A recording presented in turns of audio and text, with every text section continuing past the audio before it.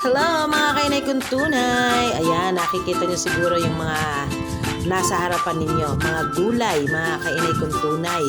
So ngayon tayo ay magluluto na. Magpiprepare na tayo ng ating tanghalian. So ayan mga kainay, nakita nyo naman, napakalaking pungapong. Diba? Sabi nga, kapag gipit, sa pungapong kumakapit, mga kainay kong tunay. Ngayon po kasi mga kainay ay panahon na naman ng pungapong at napakaraming nagtutubo ang pagkaganitong panahon. So ito po mga kainay, kung di nyo kilala, ay masarap po itong iulam. Opo mga kainay, kahit sahugan nyo po ito ng manok, baboy, pinritong isda, ay napaka the best mga kainay. At ito nga po ay libreng ulam na ngayong panahon. Napaka sarap pong iulam nito mga kainay at libre na.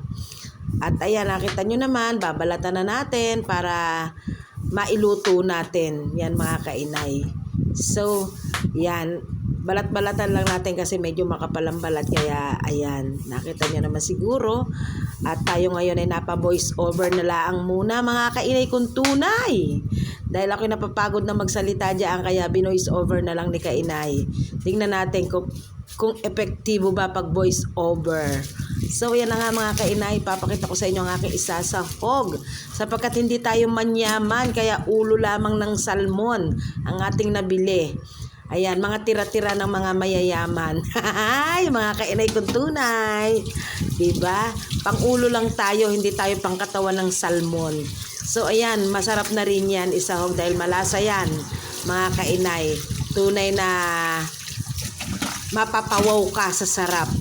Ayan, mga kainay. Pasensya na kayo at ulo lang ang nabili ng inyong kainay. Wala tayong pambili ng katawan ng salmon. So, ayan, nugasan ni kainay para malinis. At yan na nga, i-ready natin ang ating panggisa. At iyan, naigisa na ni kainay. So, nakita nyo naman, kulong-kulo na mga kainay kong tunay. Ayan, halu-haluin natin, mekos-mekos. At na mag-combine-combine ang ating mga ingredients, ang ating mga sangkap na inilagay. So, ayan, mga kainay, yan ay luto na. Konting pakulo na lang at atin na nga po itong papatayin para maiulam na natin. So, ayan mga kainay, pagkagipit sa pungapong lang kumapit, tunay na mabubusog. Salamat!